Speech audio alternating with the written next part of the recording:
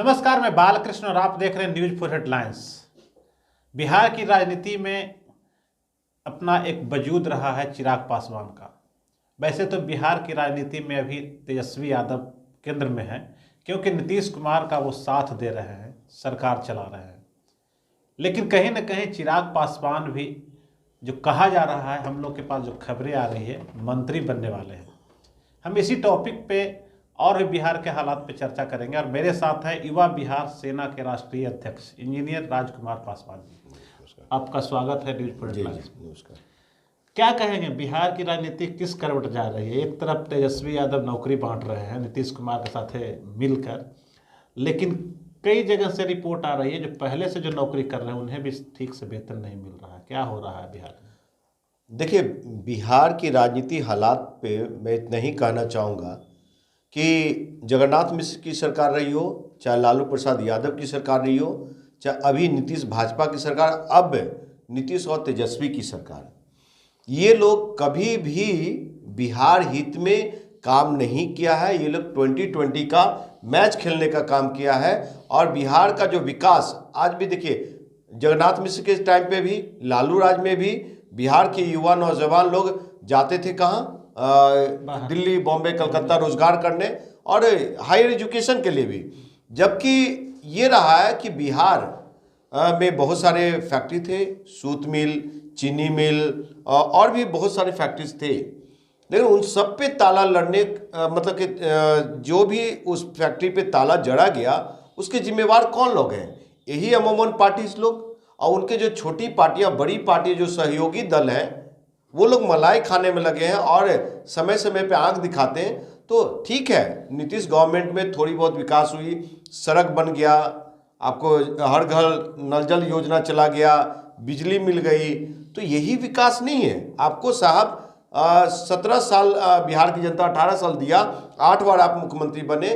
हम विरोध नहीं कर रहे हैं, नीतीश कुमार जी का एक तरफ अच्छा पक्ष भी है और दूसरी तरफ बिहार जिस ओर जाना चाहिए, उसके लिए नीतीश कुमार जी एक दोषी नहीं है। ये सभी राजनीतिक घराने में जितने भी कद्दावर नेता हैं, बड़े या छोटे, भाजपा के हों, चाहे कांग्रेस के हों, चाहे आरजेडी के हों, चाहे जदयू के हों, ये सब मलाई खा रहे हैं। सब लोग 2020 का मैच करें, बिहार के आवाम से कोई लेना देना नहीं। नहीं, अभी बहुत बड़ा मुद्दा बेरोजगारी मुद्दा है और 10 लाख, उसके बाद 20 लाख नौकरी देने की बात हो रही है और शुरुआत भी हुई है। तेजस्वी का जहां तक दावा है और नीतीश कुमार का जहां तक दावा है कि वो नियुक्ति पत्र बांट रहे हैं, तो वास्तविक में नौकरी लोगों को मिल रहा है और लोगों को मिलेगा क्या? आप नौजवान हैं, एज ए नौजवान हम पूछते हैं, नेता तो एज ए यूथ में, और बहुत जिम्मेवारी से कहूँगा क्योंकि मैं एक पार्टी का राष्ट्रीय अध्यक्ष भी हूँ, युवा बिहार सेना पार्टी का राष्ट्रीय अध्यक्ष हूँ। उस हैसियत से मैं कहना चाहता हूँ कि नौकरी बांटना, नरेंद्र मोदी साहब भी नौकरी बांट रहे हैं और उन्होंने भी कहा कि प्रति वर्ष 2-2 करोड़ रोजगार मिलेगा, युवा नौजवानों को, हर एक हाथ को रोजगार मिलेगा, 15 लाख खाते में जाएंगे। तो वो सब चुनावी जुमला था। और यहाँ पे क्या है कि देखने को मिल रहा है, एक पक्ष वो नरेंद्र मोदी का रहा है और दूसरा पक्ष यहाँ तेजस्वी यादव, नीतीश कुमार जी का है कि जो लोग ज्वाइन कर चुके हैं उनको भी नियुक्ति पत्र बांट रहे हैं। ये मैं नहीं कर रहा हूँ, मीडिया में आया है साहब। तो इस ढंग से आप कौन सा आईना दिखाना चाहते हैं? सबसे पहले तो आप जो 100 रोजगार के लिए 1 लाख देते हैं, उसमें कितनी सारी प्रक्रिया है, कितने कमीशन जाते हैं, इन सब पे अंकुश लगाने की जरूरत है। जो पुराने उद्योग धंधा है उसी जमीन पे उसको सबसे डिस्ट्रॉय करके नए फैक्ट्री, नए उद्योग धंधा लगाने की प्लान आउट होनी चाहिए। वो चीज़ें बिहार के इन लोगों के पास विजन है भी, तो शायद करना नहीं चाहते हैं, और करना चाहते हैं तो वैसा कुछ व्यवस्था नहीं दे पा रहे होंगे वो इन लोगों का। तो सरकार से मेरा यही कहना है कि वाकई में आप लोगों ने इतना शासन किया, प्रशासन किया, तो आप लोगों की, इन लोगों की जिम्मेवारी बनती है कि बिहार को एक उन्नत प्रदेश बनाने का। अब देखिए शिक्षा का हालात क्या है। There are 2 types of education system in the Bihar. First is the tie वाला, सेकेंड इज द खिचड़ी वाला। पहला जो है टाई वाला में कौन लोग पढ़ रहे हैं? चंद पैसे वाले का बच्चे लोग।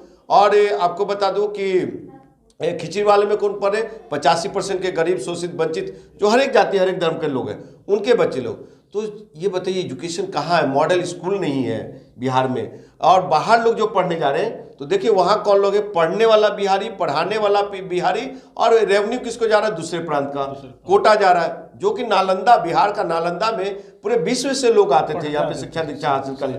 तो आज क्या हालात है बिहार के, ये लोग का क्या विजन है?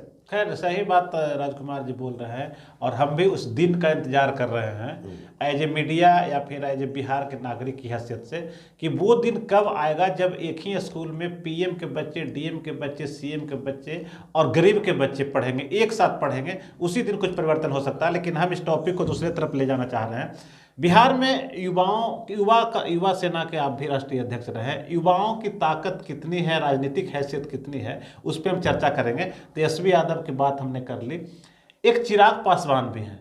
चिराग पासवान भी सुनने में आ रहा है कि पहले तो खैर वो सांसद हैं ही, लेकिन सुनने में आ रहा है कि फिर से एक बार मंत्री वगैरह, जो पिताजी का जो स्थान खाली हुआ है, हो सकता है उन्हें मिले, ऐसा कुछ चर्चाएं हो रही है। तेजस्वी यादव और चिराग पासवान में कंपेयर करें तो ये दोनों दो पहलू हैं।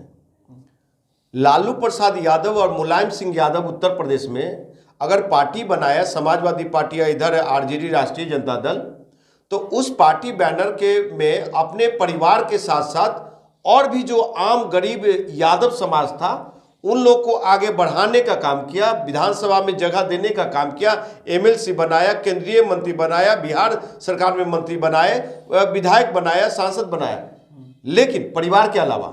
लेकिन स्वर्गीय रामविलास पासवान जी को जब अवसर मिला, जब भी उनको पासवानों की ताकत पे 7 सीटें, 8 सीटें, 6 सीटें, 5 सीटें मिला, तो वो अपने घर के 3 परिवार, 4 परिवार और बाकी सब स्वर्णों में सीट बेच देते थे।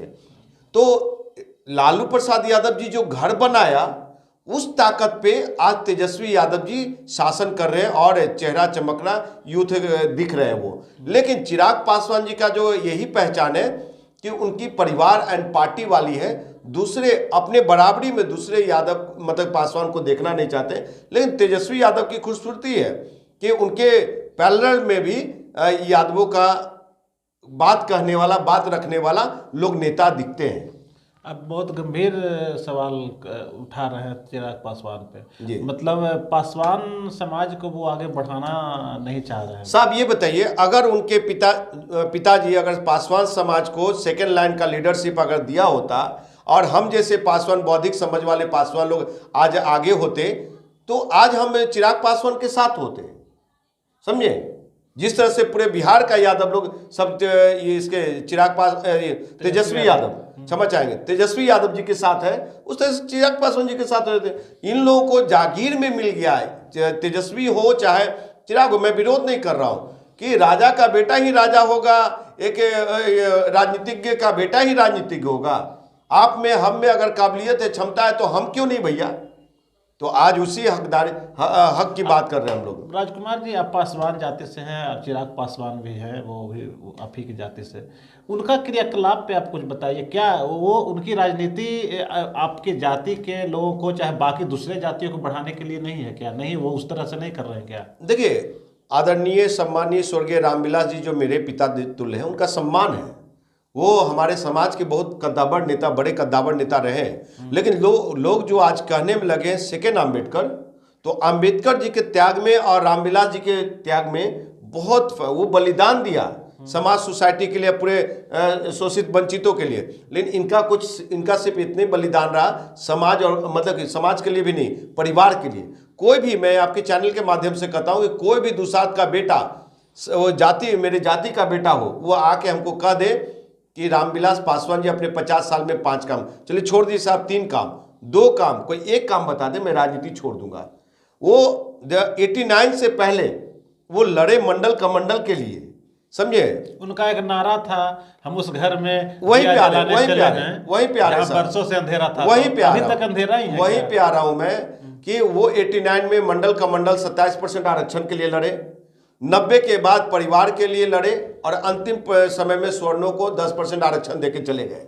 लेकिन उन्होंने जो कहा था कि मैं उस घर में दिया जलाना चलाऊं जिस घर में सदियों से अंधेरा है, लेकिन किसी भी गरीब शोषित वंचित के घर में कोई दिया नहीं जला, कोई रोशनी प्रकाश नहीं आया। जो बाबा साहब आम्बेडकर दिए थे वही रोशनी प्रकाश, जो जल रहा है चिराग जल रहा है। वो गरीबों शोषित वंचित और दलित दुसाध के घर से, अनुसूचित जाति जनजाति के घर से ढिबरी में से थोड़ा थोड़ा तेल निकाल करके और अपने घर में बड़का चिराग जला लिए, लेकिन और दूसरे का घर का चिराग जलने नहीं दिए। हम लोग जैसे लोगों को क्यों कहाँ आगे आने दिए? तो ये चीजें हैं। रामविलास पासवान जी को समाज ने 50 साल दिया साहब, उस 50 साल में समाज को कहां से कहां होना चाहिए, एक से एक बिरला बेटा आगे आना चाहिए था, उन्हीं का परिवार है। खैर रामविलास जी अब हम लोग के बीच में नहीं है, ज्यादा उन पर टिप्पणी हम लोग नहीं करेंगे, लेकिन हम नहीं ये सुनिए पत्रकार महोदय, ये टिप्पणी आप नहीं करेंगे, लेकिन ये इंजीनियर राजकुमार पासवान हिसाब मांगेगा 50 साल का।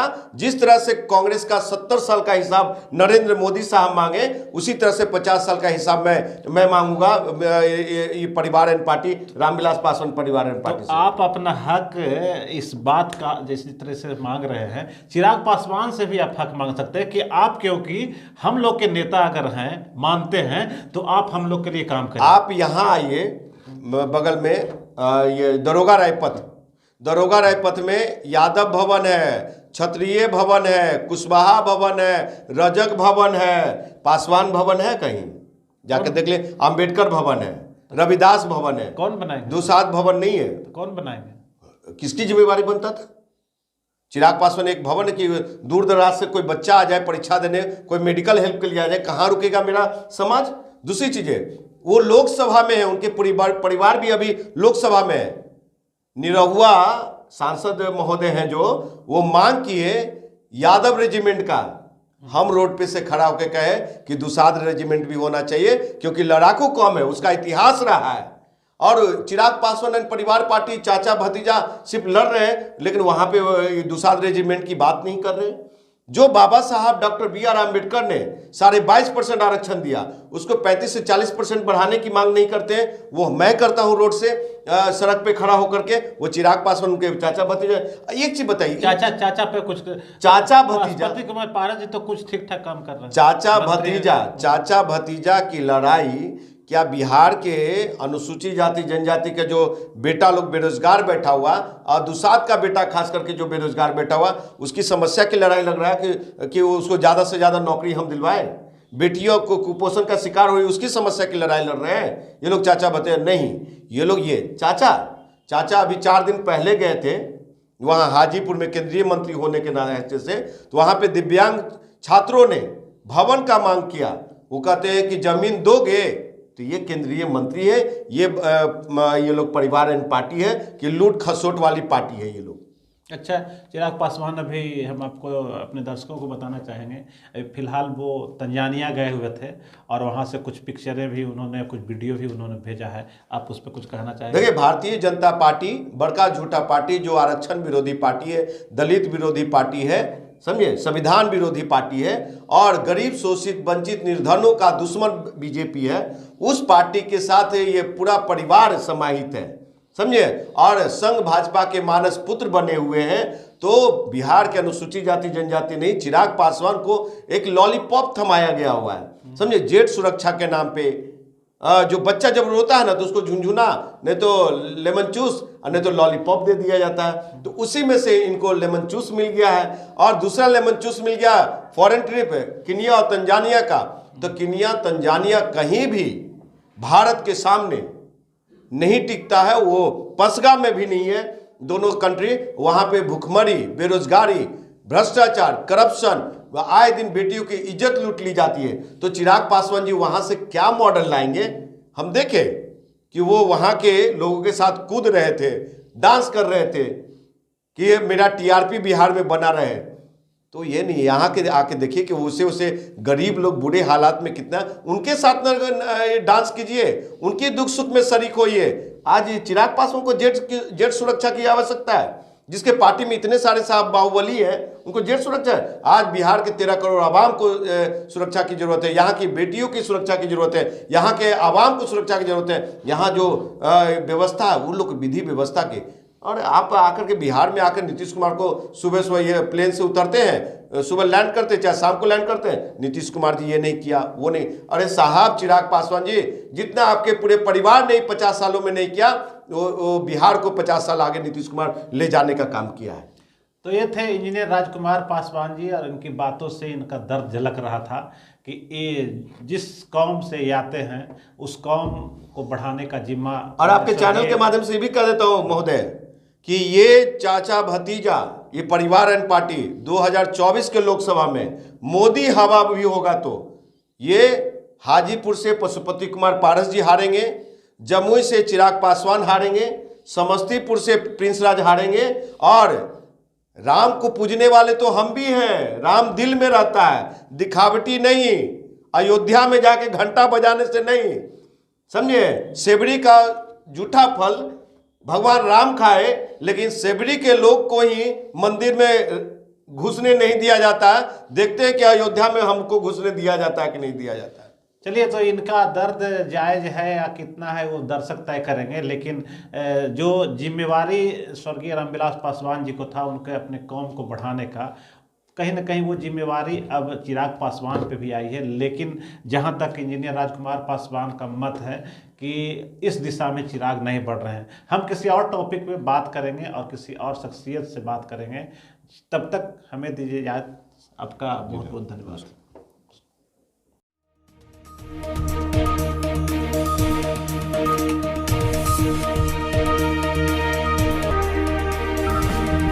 अगर आपको ये खबर अच्छी लगी तो चैनल को सब्सक्राइब करना नहीं भूलें और बेल आइकन जरूर दबाएं।